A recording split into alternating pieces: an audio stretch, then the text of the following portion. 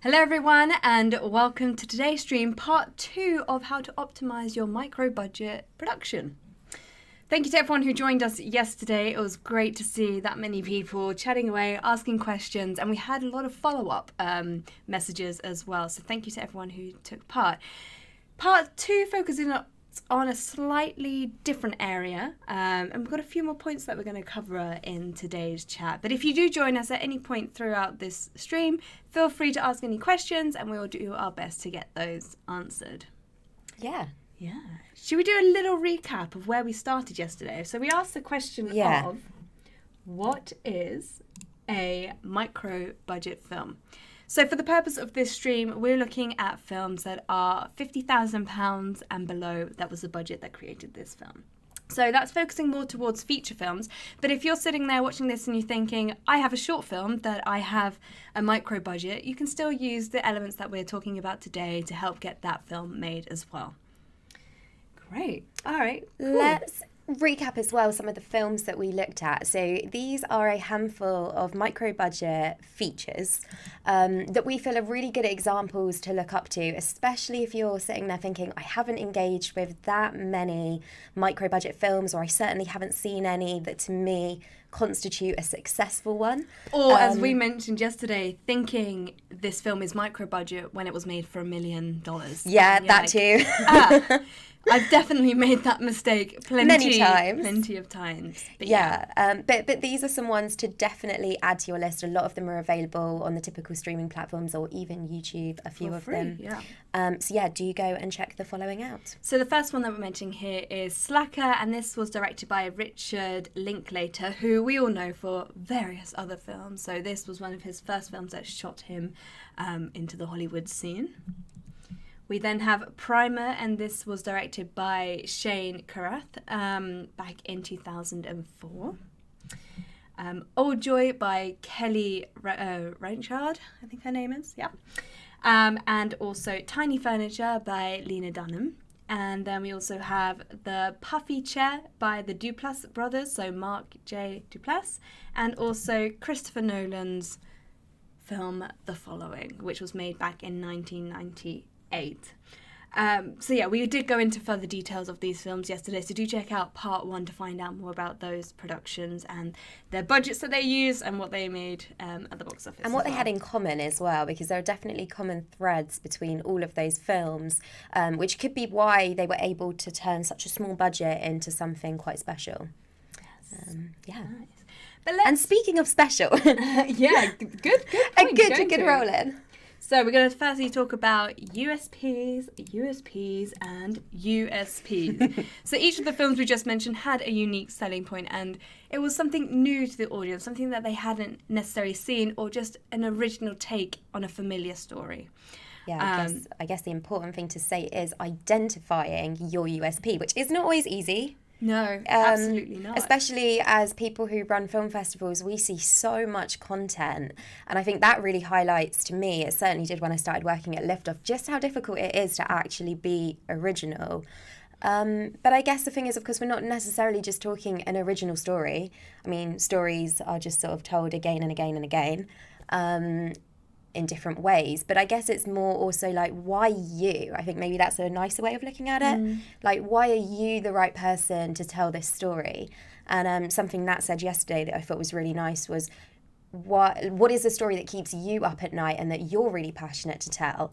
And if that's the case, then in a way that is a USP, because maybe it's a personal story to you, maybe it's slightly autobiographical or biographical of someone you knew. I don't know, there's so many reasons why you might be the person that should be telling this story. Absolutely. So really think at the beginning of the stage of you sitting down writing a film, what is it that makes this unique? Why is your project original? Maybe it's that you want to shoot the whole thing on a drone. I don't know. Maybe. But this is a creative license, so you can literally go out there and do whatever it is. We've had some fantastic films that have been shot on smartphones in a unique way. It's enabled them to get different shots. Isn't it Tangerine that did that as well? Which again, like a micro-budget film. Yeah. What do you have access to? We spoke about that yesterday as well. What locations do you have access to? Does that location change the world of this script and make it unique, something that we haven't seen, or again, an original take on an idea that we are familiar with. Just really hone in on that as well. Yeah. So identify that, because then you can really use that to your advantage. You can absolutely maximise that. And it goes into then trying to sell your project or submitting it to film festivals. You've got something to say about it as well, not just, this is my log line. It comes with a personal story. Yeah, that's for sure. All right, so next we're going to talk about the debate, and this is definitely a debate about a hotly debated topic here at Liftoff. As soon as we sort of first raised this question, a lot of our team members have quite strong opinions on this one, which is interesting. And we'd love to hear yours. So if you're watching, let us know your opinions on actors versus non-actors. Yeah. You kick us off. Yeah, should I kick us off? Yeah, you kick us off. Well, my background is in acting, and I went to drama school and spent 3 years honing my craft. And I believe in using actors, no matter if it's paid, unpaid, or paid just a small amount of money. You will get a professional attitude that comes with the training that those actors have gone through. They're able to understand the scene, understand the demands of filmmaking, whereas someone who is completely new to the scene may not. But on the flip side, I totally understand the non-actors and use of those if you use it in the right way. If you are looking to cast someone, there is an amazing example which we'll go into in a moment. But if you're looking to cast someone and you physically have looked everywhere but can't find the right person, but then you stumble across someone in the street or whatever it may be, or have a connection, or have someone already in mind that you think would be perfect, then use them. Obviously, it's the authenticity that can bring, but just be careful of some of the other things a professional actor could bring to the table. Yeah, I think all I would add to that is what you're already saying, in that acting, you have to recognise it as an art. Like, absolutely. It's such a fine-tuned thing. It's not just something that anyone can do. Like, someone might make it look effortless, but that's the whole point. It's actually an incredible amount of training, work, all of this understanding, as you've said. So in some ways, by just going in and casting non-actors, I guess the argument could be that you're diminishing what that is and what a trained actor brings to the table. Absolutely. Yeah. But as you said, with non-actors, in some ways, a certain improvisation element to it. We've got famous examples, but we also had examples here at Liftoff where people have used non-actors. A really good one was a film that we've got on our filmmaker retrospective here on this YouTube channel, Game. They were really looking for a slightly androgynous person who could also play basketball. They really were sort of getting stuck with the casting directors, and one of them was in a shop, I think it was Urban Outfitters, randomly, and she saw this person who turned out to be Nicole and approached her and said, by any chance do you play basketball? And she said, yes, I do. And then she said, and have you got any experience in acting? And she said, no.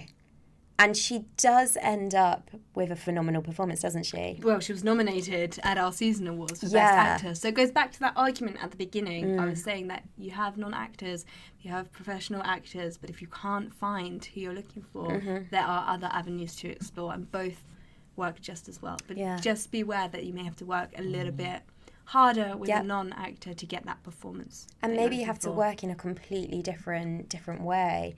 And I guess also the key to that would be practice, because when those lights and the cameras are turned on, that might suddenly be very different for someone who's not used to that environment.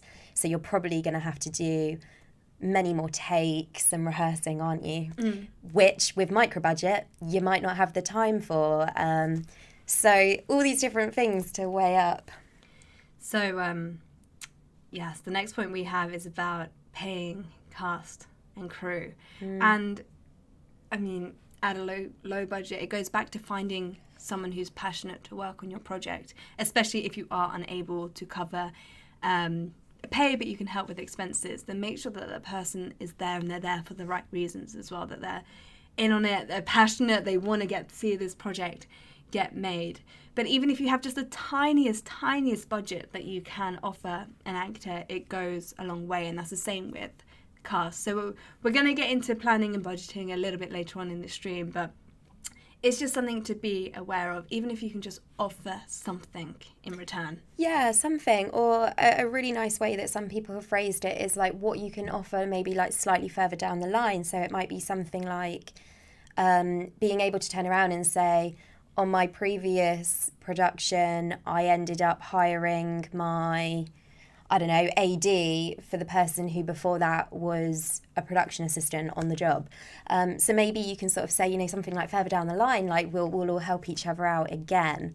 So maybe it's not something that you're able to offer like there and then, but maybe further down the line. I don't know. It's always a tricky one, isn't it? It always is, but just having something there helps massively. And this moves on to our next point of value of a casting director. So if you are completely new to this industry, maybe you've made a short film before, but just use your own friends, family to get that project off the ground, or did it solo, or however you got that film made. If you're looking to make a feature and you need multiple cast and crew, you could definitely reach out to a casting director, because they have a reputation within the industry and contacts as well.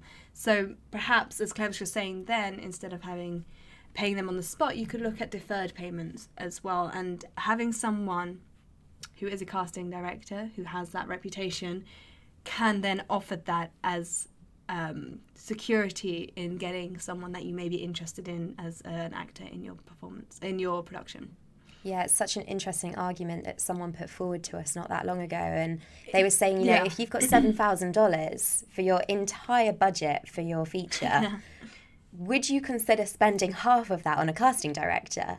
And I think like a lot of people's initial response would be like, well, of course not.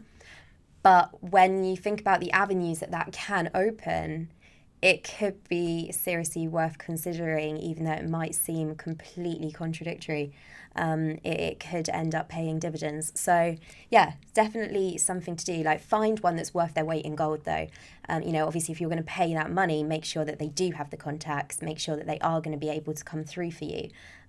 Because otherwise that really would be sad. Yeah, it really is doing your research. Yeah, you're right. Absolutely. This is such a good point. And if you're sitting there with your micro budget script and you're thinking, do you know what, that named actor would be great for this, and maybe you haven't seen that named actor do a role, maybe that actor's looking for something else, that casting director may have contacts with different talent agents that are representing him and can potentially get them on board. So we said yesterday, most of the films that we highlighted at the beginning have non-famous actors in them, but if you have someone in mind, there's definitely a potential. So don't just cross it off the list to begin with. You can keep that up there and hope for it. But it's a slim chance, but you never know. Okay, cool. So we talked about planning. Let's move on into the planning section of this stream here today. So I think we should start with building your dream team, or building your team, getting the right people on board. You should be able to work with people that you trust and have the same level of passion on this project. It will go miles. And also work with people that aren't scared to challenge you, and that aren't afraid to be candid and to push those barriers to make the project better. The whole point of building your team together is getting the trust, getting the people that are passionate about it, and the ones that will do anything to get that project made to the best possibilities. And once you start to find that team and those collaborators, please hold on to them, because they're quite hard to come by, and it will only help you develop your collection, start building your portfolio, and all of a sudden you have a whole production company together, and you just never know where the journey will go. So really, it is important to find those people that are just as passionate about it. It's a word that we'll be using throughout both of these streams, and there are so many examples of famous collaborations of people who have gone through, in some cases, decades of working together again and again, whether that's a duo of like a DP who always works with the same director, or whether it's directors who work with actors again and again. You know, there's so many famous examples that come to mind. The first one in my head is like Burton and Depp, but obviously but there's so many, and that really is a thing of like, if they just click and they get each other and they want to be making the same work, and that's going to be even more crucial when you're working on that small budget. Absolutely. Yeah. Okay, so then planning. What's the one thing you should buy? A calendar. Yeah, absolutely. And they only cost a couple of pounds. But yeah, planning out how the one months. with big squares. Yeah, You're not going to want one with tiny squares. Like, get one of those nice big ones that you can stick on your wall. Visually see it as well. And we were saying work backwards. If you've got your shoot date in mind or locked in, you really have to carefully think back of when is like the absolute latest, or obviously in an ideal situation, when should you be starting all of the processes. So that's everything from securing locations. Next would probably be, obviously it's debatable exactly in what order you do these things, but bringing heads of departments on board, getting all your cast together, getting all your crew members. What comes next? Making sure you've sourced everything, especially if you've not got an art department person doing that. Then sorting out catering, all these things, and you can just make sure on that calendar that it is all worked out so that nothing comes to bite you or rears its head. I would give yourself plenty of time to get to that deadline, but spend a huge chunk on script development. Do lots of read-throughs. Get potential cast members that you have in mind, or if you have friends and family, to come in and read. Just get different voices onto that script, because it will bring it to life, and you'll be able to adapt whatever it is that maybe didn't work so well, or you pictured it differently in your head. You can iron out all of those and tweak it before you get too far into development where it becomes too late. For sure. Nice. Yeah, you want that script locked in before any of the stuff I mentioned even comes into it, really, don't you? And then the other thing is to have a contingency plan. Definitely have a contingency Always. budget. But filmmaking is contingency. Just that. But don't just think about it as a budget perspective, like have an extra 100 or 200 in the contingency pot. Think about it as contingency time as well. Is there a particular festival you're like dead set on submitting to? When's the deadline for that? Put that all in the calendar as well, because as we know, things don't always go to plan, and if you're relying on outside sources as well, so for that specific location something may happen before that and they overrun and it pushes all of your scale back. Just have space and time around everything that you plan as well, and sometimes things take a lot longer than you think it does. I also have spoken to filmmakers before who have said that when you're running to a really tight schedule, sometimes it's not possible to plan in a pickup shot day, but if possible, you do want that scheduled in, even if it's just half a day. But it's going to be a nightmare if there's something you really, really do need to get and you haven't allowed for it at all, so you suddenly don't have any crew or any equipment. If possible, you want that pickup shot day too, don't you? Well, that goes back to looking at how many shoot days you have. If if you estimate your shoot's going to take 8 to 10 days for this feature film and you're cramming so much into those days, I would always say plan a feature for 18 days. Even if you think it's going to take 8 to 10, then you have that time, you've got that money to cover each of those days, and you should put you in like the safe zone. James Bradley in the chat room has said, fail to prepare and prepare to fail is definitely a great motto to go by. And as we've already mentioned, you can't afford to lose time due to lack of planning. So get that calendar before you start anything, and then open that pen and paper or your script editing software and start. We should definitely keep that one. All right, and then another thing that people forget about and should be put into the planning is budget for more than you think you'll need for post-production. So that's budget for your sound mixer and your editor. And if possible, and highly advisable, don't sit there and do that yourself. Sound is one of the main issues that we face here at Liftoff when we're reviewing some of the films. If there are any issues with the sound, it usually doesn't get through to the next round, because remember, from our perspective, we'll be blasting that film in a cinema with this whole surround sound, or 4.1 surround sound, and if there is sound issues, they'll get picked up massively and it will just bring down the level of production value. So really keep that one on mind. Just going to throw something into the mix though, and something that we've seen at the markets when we've attended. There is also the possibility, although this is risky, of either completing something and having to do something like a crowdfunder just to finish that final sound mix or that final bit of post-production. But equally, sorry to go back to what I said about at the markets, there are companies, sales agents and distributors who, if they really like a project that you bring to them but you say this just isn't quite finished, will sometimes be able to finance getting it complete. Absolutely. Just something to bear in mind, but like I say, it's obviously risky. Nobody wants a 70% completed project to just be shelved. That's really sad. But it is an option. I see so many crowdfunders for the second half of projects, and I never used to understand that. I always used to think, why would you not get all the money first? But it can be really successful because you can show people, this is what I've got and it's going to be great. But I just need that little bit extra just to push me over the finish line. So obviously Claire's talking about Kickstarter and Indiegogo, but there are other companies out there like Greenlit that are specifically for film crowdfunding and are getting quite a good following. So definitely go and check those out if you're thinking, maybe I'll do that, I'll crowdfund the back end of my project instead.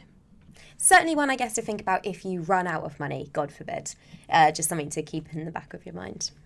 And also, this is your passion project and you've put so much into it, but we would highly advise getting an editor on board because sometimes it's hard to let go of material that you have slaved over or something didn't quite work on the day, but you managed to get that shot and you're so proud of it, but it doesn't aid the film. So you're just adding minutes to a film with no added value. So an editor will see that and they'll be able to make those choices and make a better film out of what you've managed to shoot. Sounds quite harsh, but at the same time, it will aid the film. Okay, cool. And then another thing that we mentioned about post-film is remember to leave a budget for film festival submissions. We see this time and time again, filmmakers being like, we didn't realise how much it was going to cost to submit to festivals, especially the top-tier festivals. So obviously a feature film and you have this idea of getting into Sundance or Cannes or TIFF, whatever festival it may be. But going back to that saying, prepare to fail, the likelihood of getting into those festivals is very slim. So spread your risk. Enter the one that you're dreaming about, that you have sleepless nights about. Do enter that festival. But then also... Have to be in it to win it. You have to be in it to win it. But also look at the mid-ground festivals, the ones that can help you get press behind you, can get people watching your films, maybe get a sale agent or two to come along to your screening. Look at those mid-tier festivals. And then also look at the local festivals as well. Ones that you can attend, the ones that are happening in your area. They're also great just to get that festival feel and reward your cast and crew that may have not worked on your project for money to come along and celebrate the film. And it's worth saying here, do your research as well. Oh, absolutely. Look at what festivals have been programming. Don't just throw money down the drain by blindly submitting. It's worth seeing, does your work align with theirs?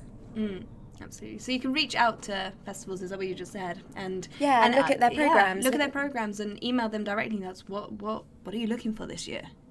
Mm-hmm. And attend. And attend, yeah, that's what I was going to say. And attend. Look, go meet the festival programmers. Say hello. Say what you're working on. We're always interested to hear what filmmakers are doing. Yeah. Well, at Liftoff we are. James says in the chat here as well, try as hard as you can to get your editor on set. They can help you to cover everything that you may need. Such a good point. They'll notice what you've missed as well. They'll be the ones thinking, how am I going to sew this together? We just need one more cutaway. So yeah, that's a great one. So on a more, I was going to say more serious note, but something that will just cover your back legally is write good contracts for all of your cast and crew. And if you don't want to do that, pay someone to do that. This will literally hold up the production. There is so much stress around micro budgets and people can lose interest or walk away from a project. But if you have them contractually tied down, one, they'll know exactly what their role is and what they're here to do. And two, if it does all fall apart, they're kind of legally bound to help you complete that project. And finally, it's important when it comes to distribution that you've got all of that in place, because no one will touch a project if it's not watertight. You could end up with a fantastic film, but no one's going to take that on board if you turn around and go, oh, but I didn't get talent releases. They're going to go, I can't touch that. Yep. So you've still got to do everything properly if that's the goal, is to monetize this project. And if anyone is hesitant to signing, that should be a massive red flag.